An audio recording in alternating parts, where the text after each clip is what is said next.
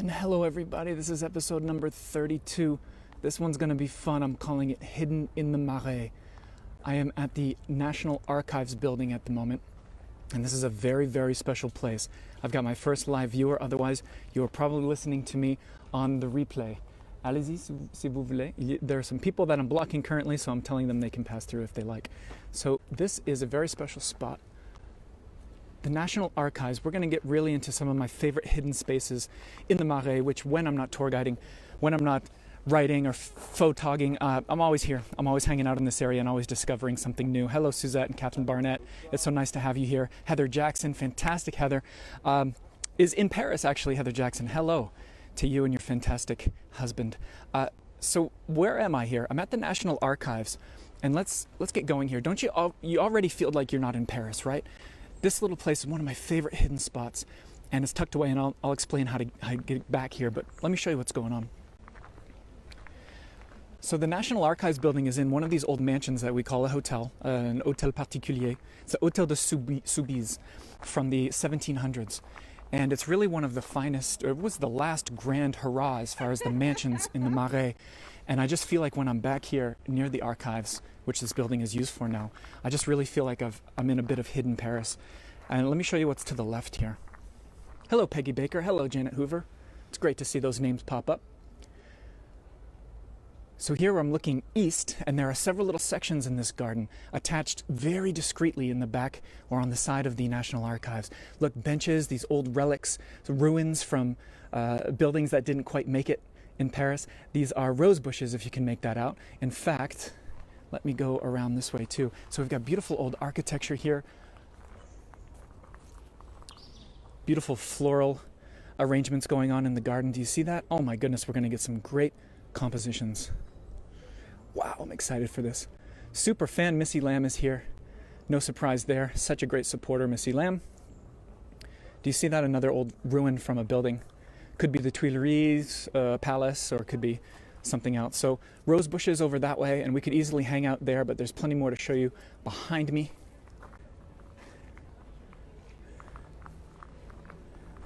Let me show you where I started this from. Give you a nice slow pan, won't go too fast.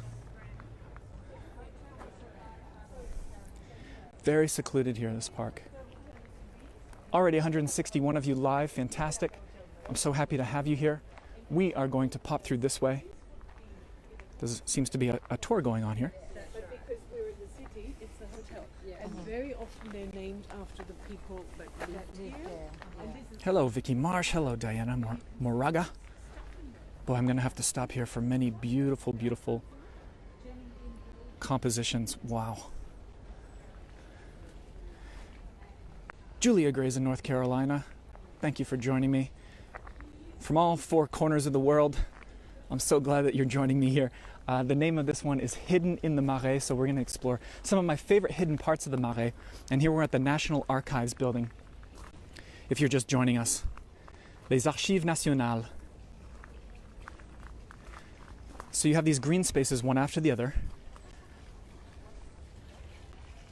I don't know if you've noticed, it's rather quiet. In fact, now you might be able to hear this little trickling fountain that I'm going to treat us all to right there.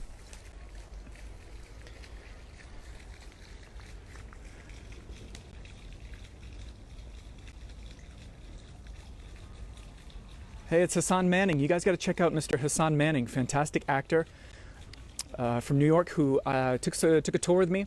Very enthusiastic. He loves Paris, loves traveling, and he was a real nice guy. So he's been in some pretty cool stuff as an actor, and I think he's definitely a big up-and-coming star. So check out Mr. Hassan Manning. He's got a great Instagram, and you can see photos that he took from London and Paris in his travels recently. So hello, Hassan. Thank you so much. And Deshaun, you might be watching as well. Can't remember if it's Deshaun or Deshaun, so you'll have to just accept both. Hopefully one of those is right, buddy. But thanks for joining me. I'm going to sit actually on a bench here. So again, if you're just joining me, we're talking about the National Archives. We haven't even gotten to the main palace of the archives, but this is what's going on in the back. See that bench there with the sculpted relief? Toga-clad folks.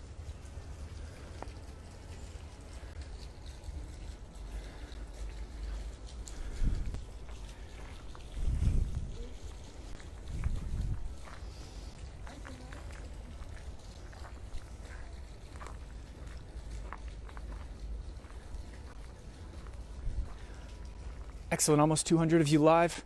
If you're digging this, we're gonna see a lot of hidden spaces in the Marais today, a lot of sort of hidden garden spots. So be sure to share this. You can share it right away if you want.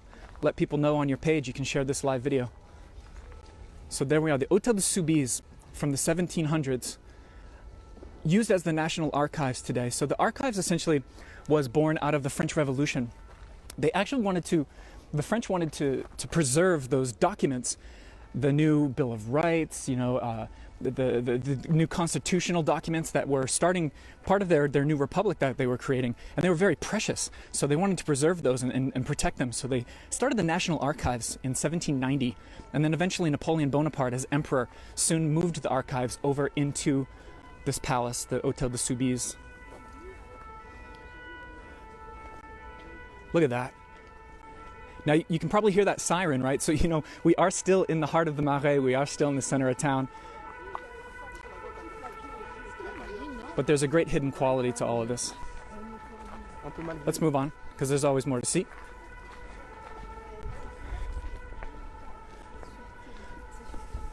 So if you ever want to find this yourself, you'll get a better idea of where it is as we exit. So everything that we were just exploring is to the left. And then check out this grand space. If you haven't yet walked around here outside of the National Archives, you're in for a treat. Just that right there. You gotta stop and admire that composition. Boom. If you're ever photographing Paris, don't do this. Don't put it in the center. But you can. It's a choice, but always pop it over like that. Probably get more likes on Instagram. All right, check out this space.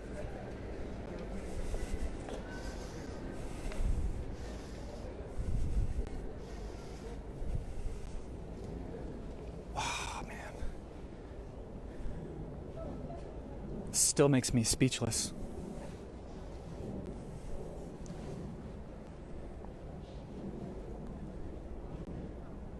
What an absolute masterpiece of architecture and gardening at the same time.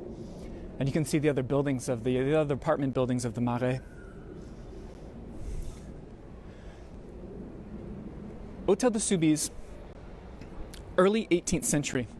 The Prince of Soubise, and this is the main palace, the Prince of Soubise was a charming, sort of smooth talker. He was a big hit at the court of Versailles, the royal palace outside of town.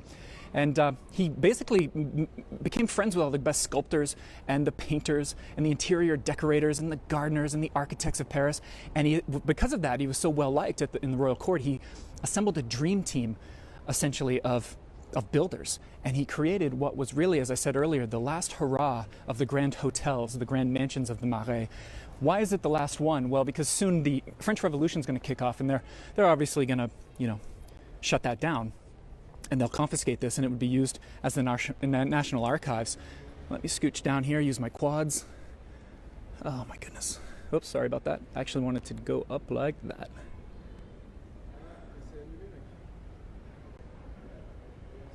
So 1808, Napoleon turns this building into the archives.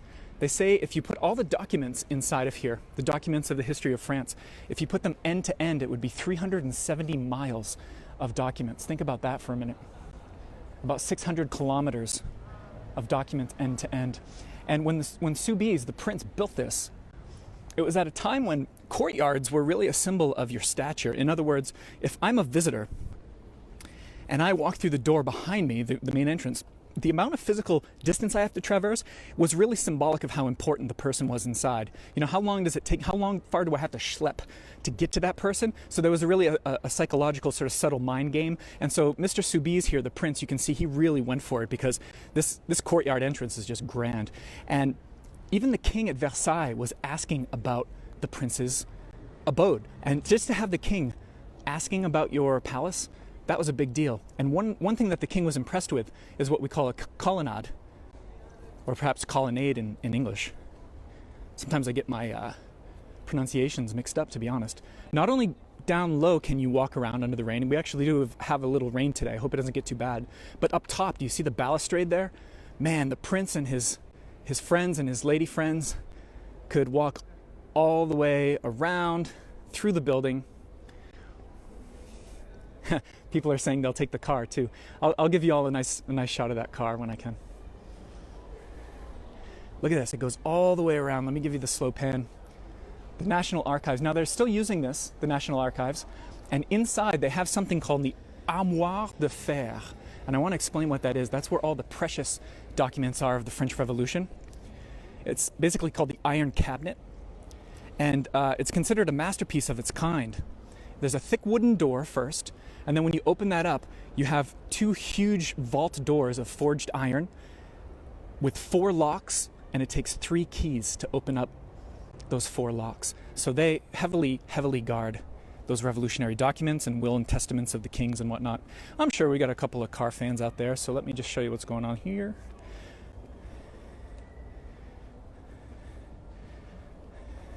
An extra layer of history there via the car. And you can actually, there's actually exhibit spaces in here, so you can visit inside the archives if you like. They have temporary exhibits. So this building we're looking at, you are able to go inside of and get a little feel for what's going on. Otherwise, you can just easily walk around here and it's fantastic. So this is what I want you to do. When you come to the Marais, tell some people, but don't tell too many people. The title of this video is Hidden in the Marais. When you enter the National Archives, and it's free to enter each day, except Sunday, I believe, right to the right, do you see that? Walk into this beautiful courtyard, and that's where we were. We popped through to the right, and behind this colonnade is that secret garden that we started out at.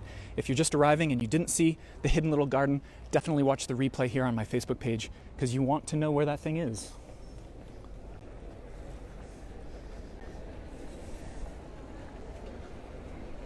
So this is the big, beautiful entrance. Merci, au revoir. Let me show you the door right here. Those of you who are Patreon members, monthly subscribers, I did a cafe chat once just across the street from this, and so I showed you a view, but it was closed at that point. Today it's open. And this is the grand, there you go, Archives Nationales. Right about there. Oh, it's so good. Ken Romero's asking who owns the car. Well, Ken, of course that's my car, buddy. Don't be silly. You think anyone owns that thing but me? I put it there just to show off. So that's the cafe where I once did a chat. Some of you diehard followers and Patreon members might remember that. So here we go, leaving the National Archives. We've still got some great stuff to see today. If you've been in the Marais on a Saturday or a Sunday, you know that it gets very busy here. So I'm gonna have to stay on my toes. But look at that beauty. Do you see where we're headed? You know where I'm headed. You know where I'm going. Let's cross the street here. Oh my goodness, look at that. We might as well be in a time machine right now.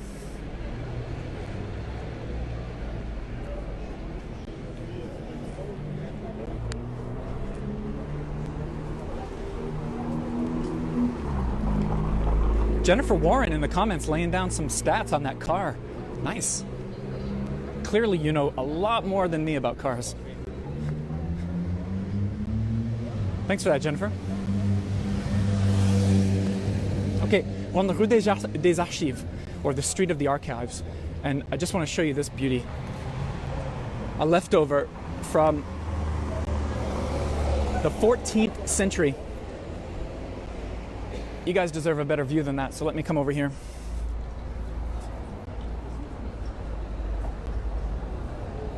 Ta-da-ta-da, something like that. Brighten it up a little for you. Wow, look at this. So what are we looking at here? This is called the Hôtel de Clisson.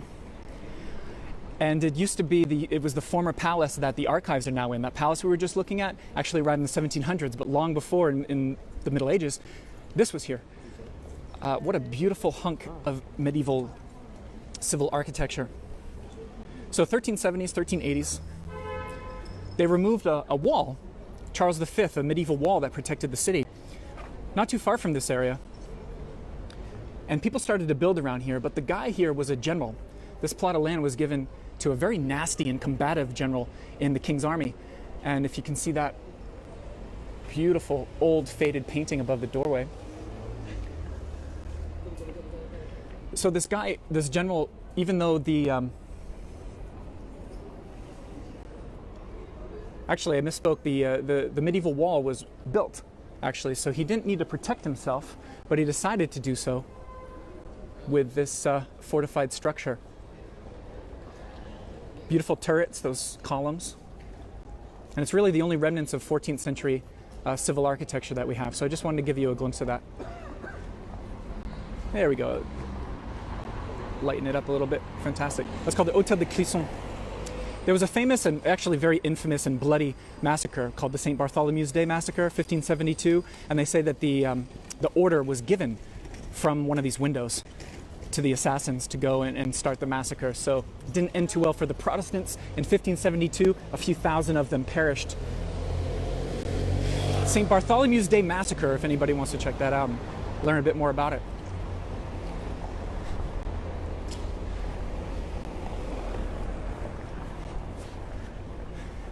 Thanks, Hassan. I just saw your comment. Appreciate it, man.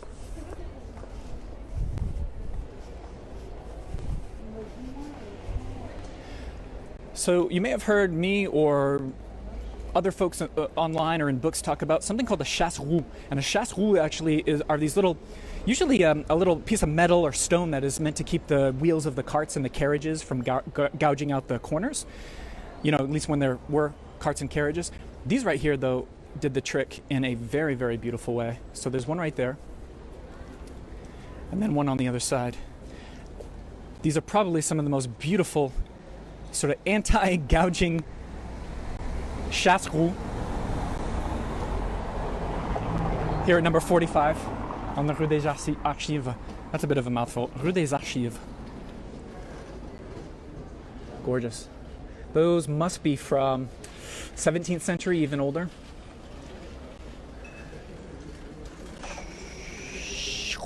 You can get the soundtrack with that one. All right, let's go.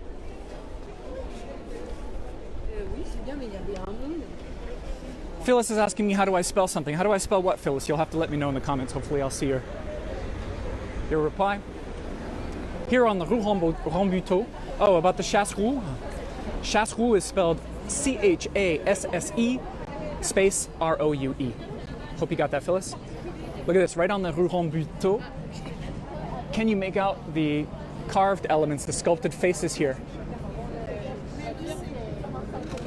Essentially on every window. Ooh. Gorgeous. So I've got the archives at my back. Also on the Rue Rambuteau, I gotta show you a beautiful door here. Number 4. It's busy on this sidewalk. First of all, let me show you what's going on here. Number 45.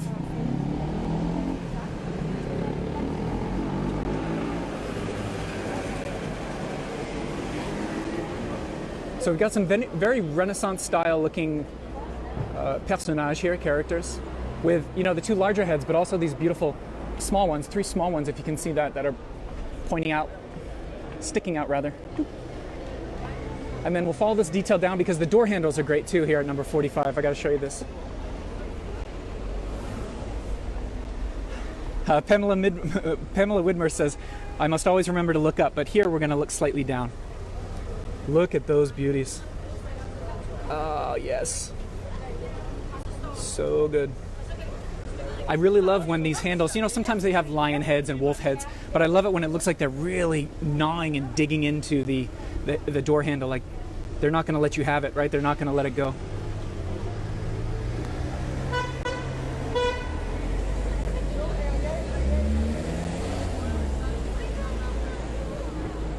All right, fantastic.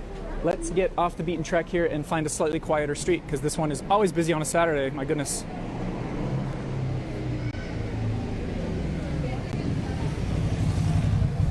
Okay, so there's actually there are some really great eateries here on the Rue Rambuteau, just west of Les Archives, the archives. And I got to show you this place here. Really fun. Pardon. Let me show you the name first. It's brand new here. Carré pain de mie. Pain de mie means a type of bread, sort of like a loaf of white bread. I mean, I don't want to say Wonder Bread because it's far better than that, but it gives you an idea of, it's not a baguette, but it's actually a proper loaf of bread that you would slice up and use for sandwiches. Much better than Wonder Bread, but I'm just trying to give you an idea of the shape of it. And so it's called carré, which means square. And let me show you what's going on here. This is a brand new arrival in this part of the Marais. It smells fantastic, and look what they're doing. That's bread. This gentleman's putting some new ones there. So pain de mie looks exactly like this. It's a square or rectangular loaf that you would slice up for bread and for toast and for croque-monsieur. And that's what they're doing here. They're baking and it smells fantastic. They're making these gorgeous cubes of bread. And then it's a little restaurant as well. So look, they have this open kitchen. Bonjour. Je vous filme pas, c'est juste la nourriture. Voilà, merci. So they're doing sandwiches here. If you can make that out. All these, look at these lovely, freshly baked, thick slices of bread. And I came in earlier today, found some beautiful sandwiches. French toast. French toast. Ah, fantastic. That's going to be very good, I can see, I can tell. Very, very good. Thank you very much. So you guys want to come here for probably one of the most amazing sandwiches. And let me show you as I leave, they put a couple of more loaves on display here. Pain de mie, as they call it. It smells fantastic. And that's called carré.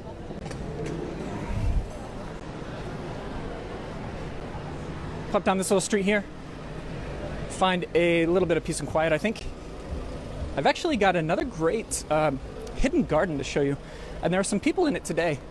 But I can assure you that on an average weekday, I'm going to show you one of the most hidden green spaces. Lovely plants and flowers, and man, it's such a gem, and I can't wait to show it to you. We're almost there.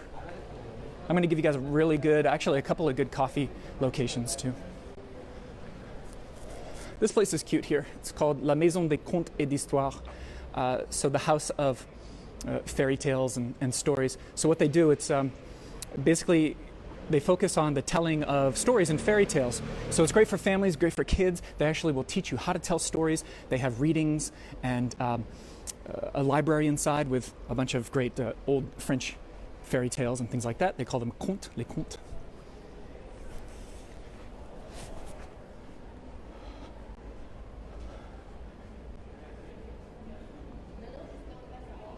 Some great old architecture here. I want to show you this lamp. And some residents who took the time to pop some lovely pink flowers in their window, if you can make that out. Fantastic. Ellen Betancourt arriving late, but that is fine. She's in Chartres, which is outside of Paris, and a lovely day trip if you want to see the beautiful cathedral out there with some great stained glass at Chartres. People go there for that. Now here we're at the end of the streets. You can see the name of it. And I got to show you, this is so fun. It's very, very rare. If you take my Latin Quarter tour in Paris, because I am a full-time tour guide, if you're ever here, you can hook up with me. All the links are in the description. It's okay, you can go. Right here you're looking at, let me zoom in, a lantern niche. So Paris was illuminated by oil lamps before they got gas lighting. And they would carve out these niches here. And they'd put the oil lamps inside. So that's how, I don't imagine it would illuminate much right here. You probably would still get mugged back in the day, hundreds of years ago. But isn't that great? It's a leftover when they would carve right into the wall to illuminate the city with oil lamps. Do you see the Pompidou Museum there? The very colorful modern art museum. A little bit of blue there in the background. That's the Pompidou Center. And we're going to make a quick detour down this way because I got to show you a great coffee spot. If you are, again, a Patreon member and you've been watching my private live cafe chats that I do after each episode, I see my connection just dipped out, so you may have lost me for a minute. Hopefully you're back with me. And without bothering anybody, we're going to scroll down. Do you see that there are swings? This lady is sitting in a swing. Let me show you that again. So they've got a couple of tables with these beautiful sort of wicker wooden swings, and you can see their logo with the three monkeys. Terre de Café. If you're a coffee fan and you're in the Marais, you definitely want to check this out. This is not the only location, but definitely some of the best coffee that I've found in this area. I'm always on the lookout for such a thing. And then again, we're going to do a nice, subtle, indiscreet look as we walk by. More people in those beautiful wooden swing chairs. So that's Terre de Café. Keep that in mind. We're here on the Rue des Blancs-Manteaux. Yeah, Kelly Wells describes them as birdcage swings. Thank you. That's probably what I should have called them. let me show you this here. This is a gallery where they're doing, how would you describe this? Some ceramics and bowls and pots and houseware. Let me give you a composition here, if you can make that out. With some beautiful old exposed stone walls inside, if you can see that. So it's a shop slash gallery. Feels like a gallery, very high end, beautiful. Nice lighting there too. Obviously it's very hip here in the Marais. We're in the 3rd and the 4th arrondissement. We started in the 3rd, we're now in the 4th, if anyone's wondering.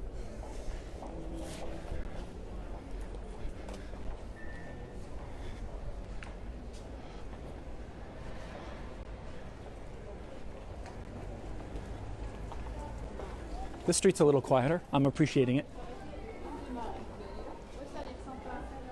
Let me show you this spot too.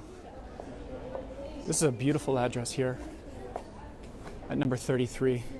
If I can show you first of all the entrance, if you can see the lighting fixtures. What a beautiful color, that sort of greenish gray. And then I don't know if they want me to film in here, so we're not going to go too far in, but can you catch a glimpse rather? Look at that. So what's going on here? This is called Les Bains du Marais, the Baths of the Marais, and it's actually a spa and a hammam and a hair salon and a restaurant and bar. So keep that in mind on the Rue des Blancs-Manteaux. Beautiful, beautiful, beautiful. So you can hang out there, get a spa treatment, get a new hairdo, and that's the restaurant there. We're gonna go up right nice and slow if you can a lot of glare, but you can get the idea. That's a really beautiful spot.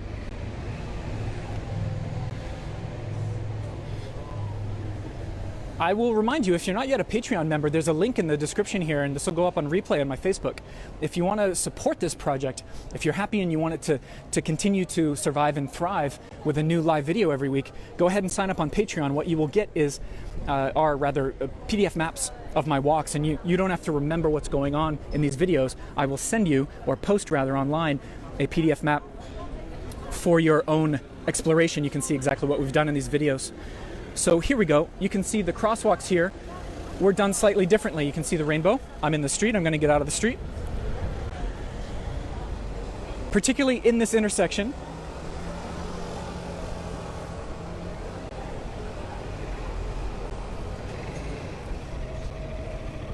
And that is for rather obvious reasons. You know, part of the Marais has a community here that is very, very pleased to have themselves recognized here in this portion of the Marais. So that's relatively new, and it's a nice little nod, a kind of reminder of what's going on in this particular part of town. And then one last look there back across the Rue des Blancs-Manteaux, the Pompidou Center.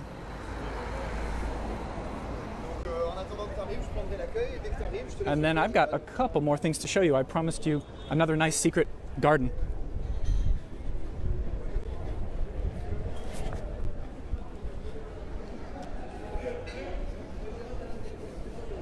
Man, I love the curve of these streets. Somehow the curve of a street, you know, the truth is I love any street that I can't see the end of. If I can't see where it finishes, I love it. And that's what a lot of these do. And I think one reason I love it is, doesn't it force you to admire the architecture? Because instead of looking at a destination in the distance, you have this beautiful tableau in front of you and you're walking into it. I think that's, must be one reason why I adore these curved streets, these little narrow alleyways. This is part of medieval Paris. I'm going to show you a church at the end of this walkway here from the 17th century, which is not the Middle Ages, but a very old portion, for sure, of Paris. Right here, this is the second coffee spot that I want to treat you to, called Artifact. I asked if I could film inside, and they politely said, no, thank you. So we're not going to bother them, but just pop that into your journal. Again, if you are a Patreon subscriber, you can have access to the PDF map, and you'll have a document of this walk and all of the spots, the interesting addresses. This is episode number 32. So my goodness, we have actually covered a lot of ground so far. I want to thank you. I know some of you have been there since the very early days, and I really want to thank you. Okay, right here, this is special. We're at number 21. There's actually a school here that is closed today on Saturday. Municipal Foundation, École Primaire. But you can walk through the buildings of the school. Amy Kleinbach says she's been there since the beginning. Thank you, Amy. I so appreciate that. Let me show you what's going on back here. This is actually called technically the name is the Clos des Blancs-Manteaux. And you go through a few different spaces, but if you get to the end, you really get the payoff. Today there's some sort of cultural, local thing going on, but I want to get through all of this. And there's a nice garden in the back. The first time I discovered it, I mean, I got chills. It's fantastic.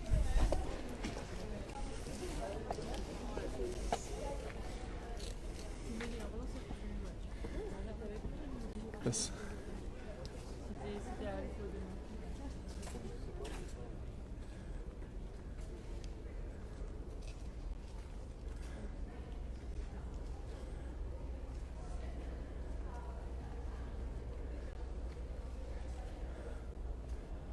Missy says it's a little bit blurry. That just means that my cell signal isn't as strong as it could be. Thanks, Natalie. Natalie Hayes sending me some nice love there in the comments. So yeah, the Clos des Blancs-Manteaux. When you're on the Rue des Blancs-Manteaux, you can pop into this little space, and what it is sort of it's a local collective, and they focus on biodiversity and sustainable living, and they plant all of these different flowers, herbs, medicinal plants, aromatics.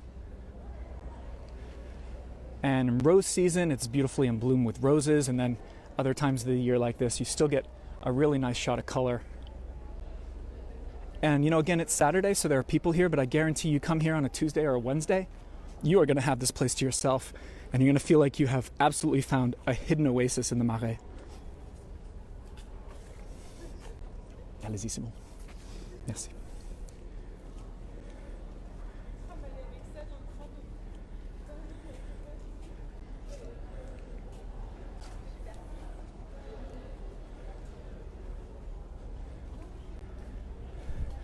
I'm thinking of you out there, Peggy Michik, who likes to do screenshots and share with the rest of our community. We've got a wonderful community who call themselves the Frites. And my Patreon members, we got private Facebook groups where we meet each other each week. Those who are in Paris get to meet up with other Frites, other community members, and we have a coffee. Last week it was absinthe. And I like to meet as many of you as I can. It's fantastic. You have been so supportive and so wonderful. So we're surrounded by apartment buildings, but what a great little treat here. That's the Clos des Blancs-Manteaux. Keep it in mind.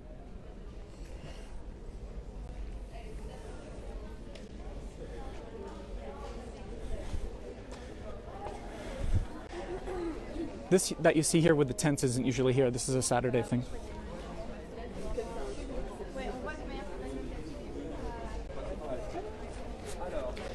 So to be honest, if you've been watching this from the beginning today, the park where we started, hidden in the National Archives, plus this one are really two of my all-time favorite secret spaces.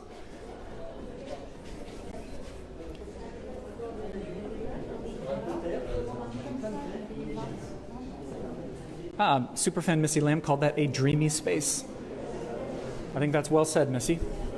I hope it wasn't too blurry there. I hope you did get some semi-crisp shots there.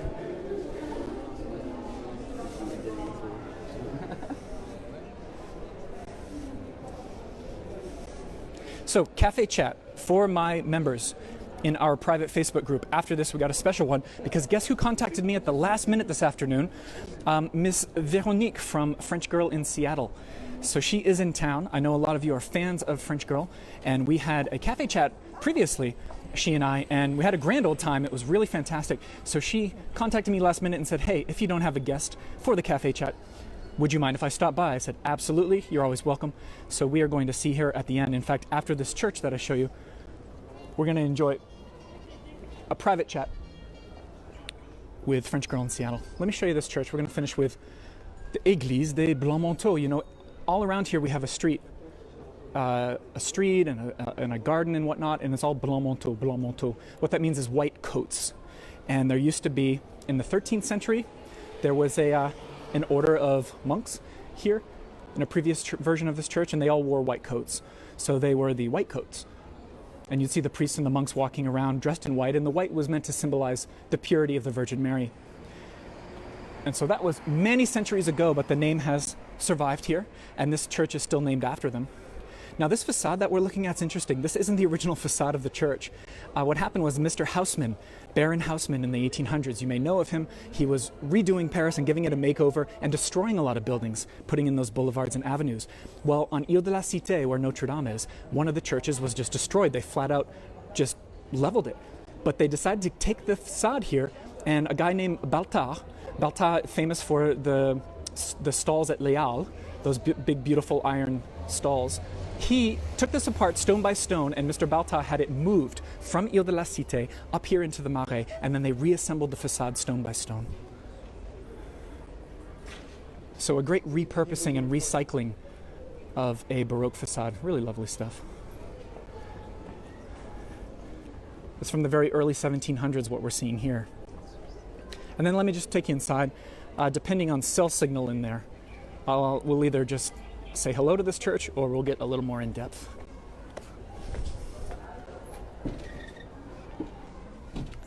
There we go.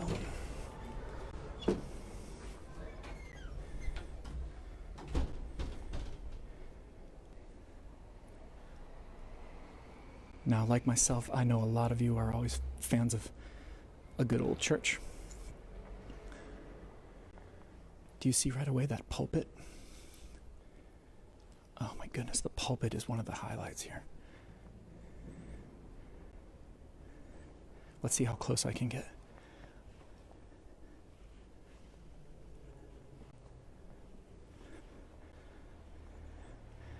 Annie McGregor's asking me, please go into the church.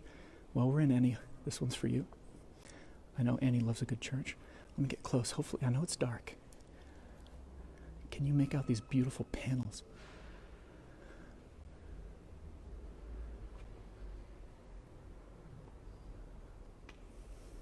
Look at this.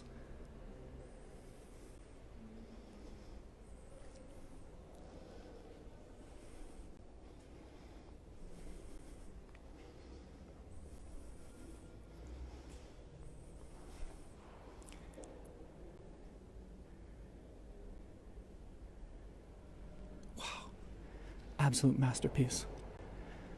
What I also like about this church of the Blanc Manteau are the paintings, some really beautiful paintings. And let me show you the chapel that's to the side of me.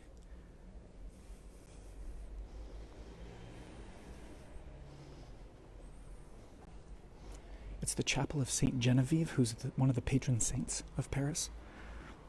Hopefully you can hear me here with trying to do my best with the mic. So first of all, on this side, you've got a beautiful gallery of 17th century paintings by the French school. So they don't have particular artists signing these works, but it's the French school where the artists would have copied some of the great Renaissance and Baroque masters. So they're not signed, and we don't know who did them, mostly students of the French school. Here, clearly, they were making something in the style of Raphael. That's a very Raphael-looking picture.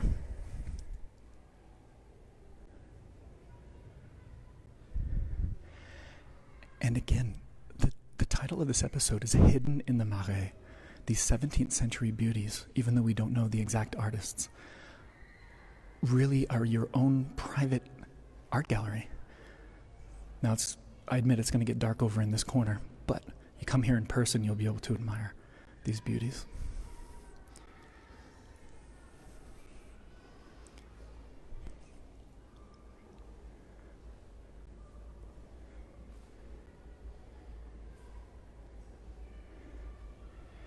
What you see up top is called the Death of Saint Anne. Saint Anne is the mother, or was the mother, of the Virgin Mary.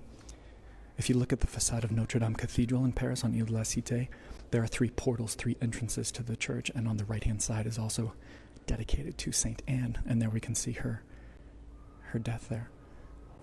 Now, behind me, again, this chapel is dedicated to Saint Genevieve. And there's a rather modest but still lovely altarpiece in honor of her. I mentioned this in a very early episode back in the day, but St. Genevieve, long story short, it's Attila the Hun is headed toward Paris long ago, and she prays and prays and prays and says, if we pray enough in Paris, Attila the Hun will not harm us and we will remain protected. And everyone, a lot of people thought she was crazy, but she prayed and prayed and had her group praying with her. And we still don't know, but why? But Attila the Hun veered off course and spared Paris. Up top is a painting called The Glorification of St. Genevieve. I know it's a bit far away, but I just want to give you an idea.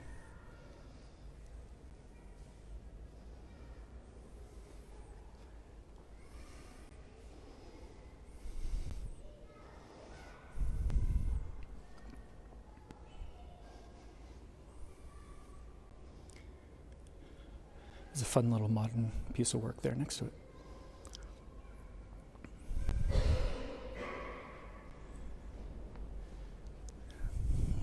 I can see super fan Phyllis Cartwright really into it. Super church fan Annie McGregor is really into this, so thank you, everybody. Your enthusiasm definitely feeds this project.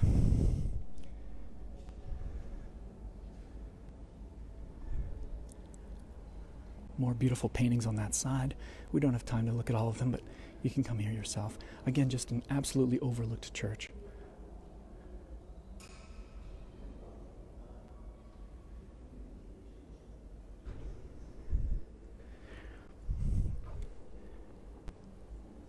While you're enjoying it, let's see if we can get a little further inside, and I'll show you some of the stained glass. I just want to scan across the rather unique stained glass here on the right-hand side, if you can make that out.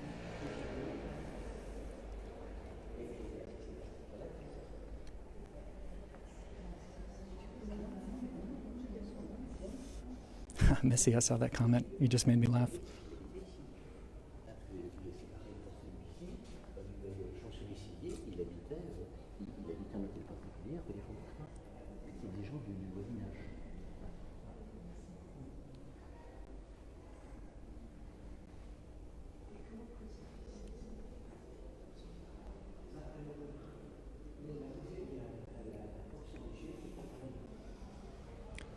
Yeah, David Dubois said he would love to hear that organ. If you've watched previous episodes, there's always a chance it could start up for us because that's kind of what we do, right?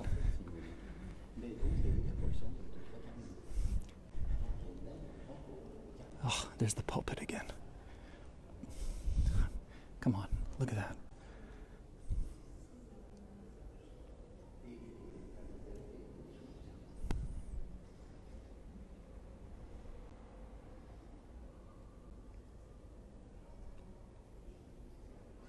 Wherever you are in the world, I hope you're enjoying this vicarious walk. Let me show the altar and we'll get out of here. Tara back, I saw your comment. It's pretty funny. She said that her young girls that she watches with, whenever I'm in a church and they're watching the video, they start whispering to each other.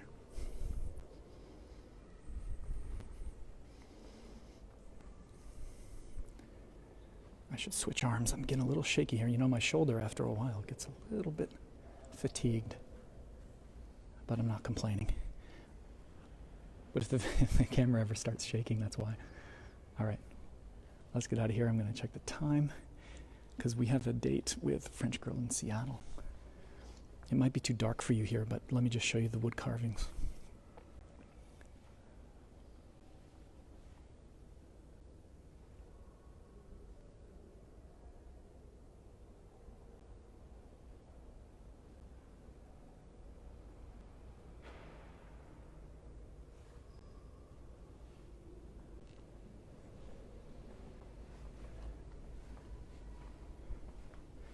Église des Blancs-Manteaux.